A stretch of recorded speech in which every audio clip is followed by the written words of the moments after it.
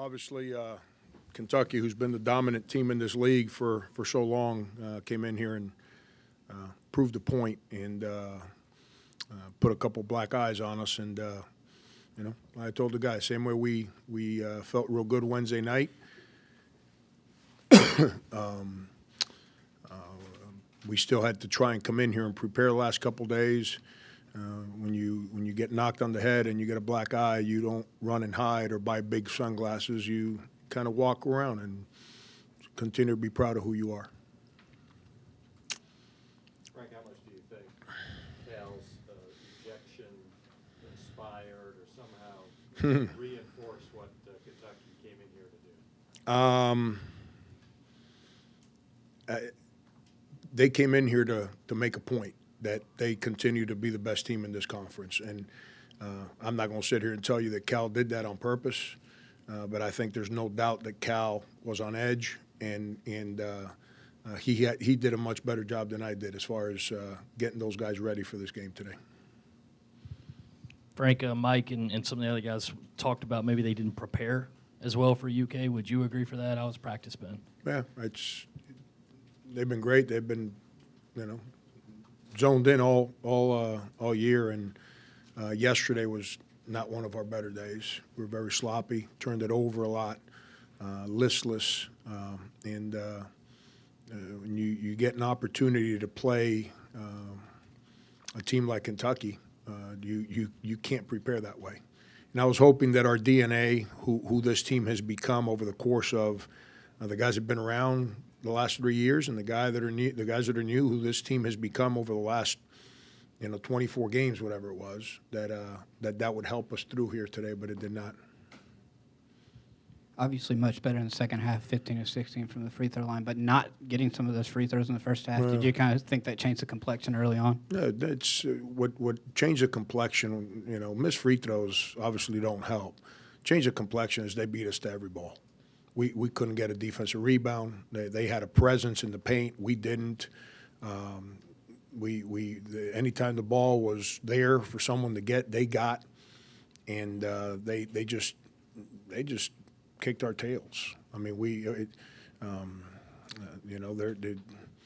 the guys that play point for us committed 12 turnovers. Their point guard never comes out of the game, has 12 assists, and our ball screen defense was not any good. They just kicked our tails. I mean, that was one of those good old-fashioned butt whoopings there. That wasn't,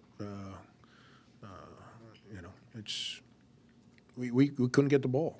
We weren't men enough to box out. We weren't tough enough to grab the competitive ball, to make a competitive play. We had opportunities to take charges and got out of the way, and that's all my job. My job is to make sure we don't do those things, and unfortunately today we made all those mistakes. How much better, Frank, is Tyler Ulis this year as opposed to last year? Yeah, well, it's his team now. It's his team, and that's happened over the course of the year. It's I don't think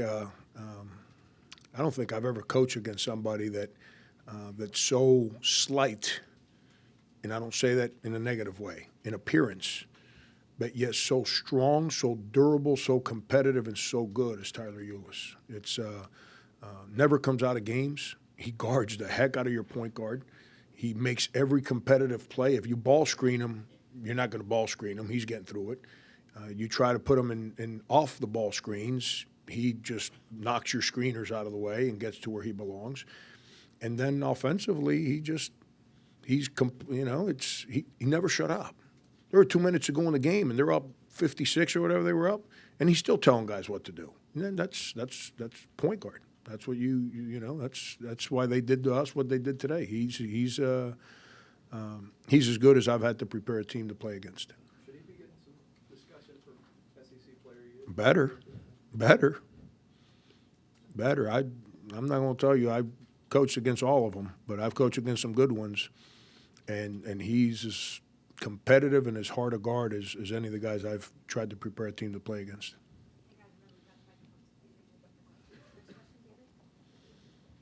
Frank, I know Michael had 25, but what was the level of frustration for your guys going against their length inside, and how much did that hurt what you guys were trying to do from a game plan Yeah, perspective? their length didn't hurt us. What hurt us was their will. Their resolve and their will was a lot stronger than ours.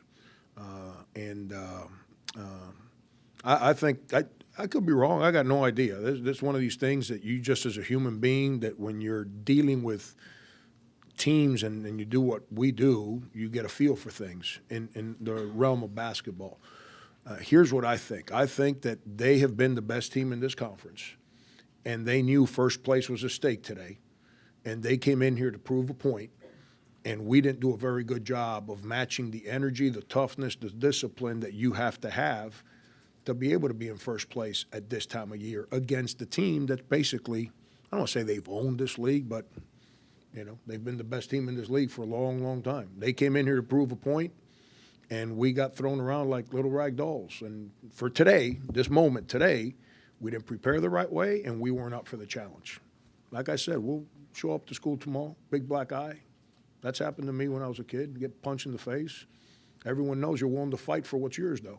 And, we'll walk proudly with two big black eyes around school tomorrow, and we'll line up on Tuesday and play, and hopefully get back to doing the things that we've done pretty good most of the year.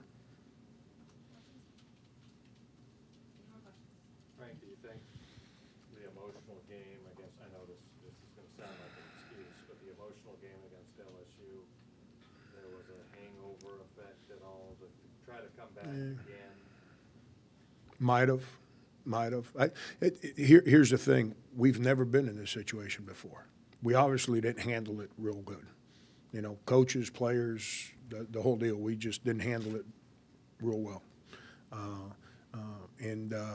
Could that have been something to do with it? Maybe. Could we been a little tired today? Maybe. I don't know. But Kentucky won the other night, and they came in here and they weren't tired. I think they played on Tuesday, so they had an extra day or whatever. But they traveled. We didn't. So last week we went into A&M and won. They played Thursday. We didn't. We were not off, but we had a long break between games. I think we played the Tuesday of the previous week, and sometimes you have. I said after that game that was probably a little bit of a scheduling win for us.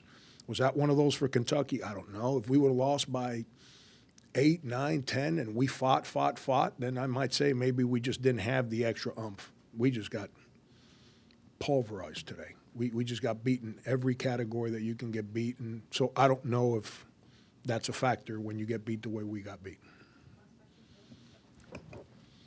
Just wondering, on your scale of coaching tirades, what would you give Cal's today?